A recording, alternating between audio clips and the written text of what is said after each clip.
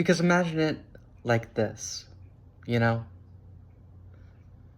You go into your child's pediatrician and you're telling them about your child and, they're struggling.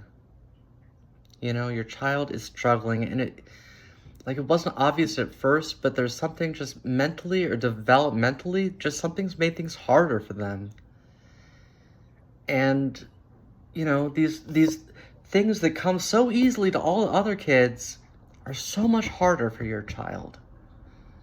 And it doesn't matter what you've tried, whatever you do, they just don't seem to be able to fit in with the other kids around them.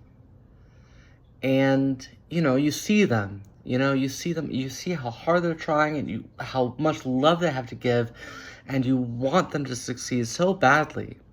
And you're going to your pediatrician and you're saying, please, doctor, help me figure out how my child can be okay. And the doctor says, well, okay, the good news is that your child is not alone, right?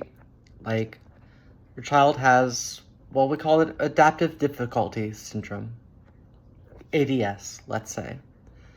And it's it's about 1% of children have it. It's, rare, but not like super rare.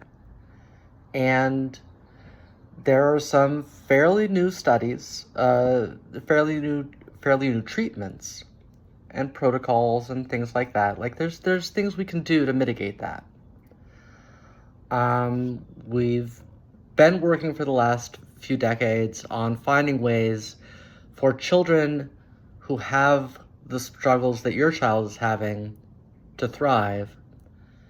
And we've come up with some pretty promising pathways. And then they said to you, unfortunately, I am by law not allowed to prescribe or recommend to you any of those treatments. The thing is that the state legislature has determined that children with ADS who are struggling are just sort of meant to struggle. And their struggling is just a sign of, a good thing.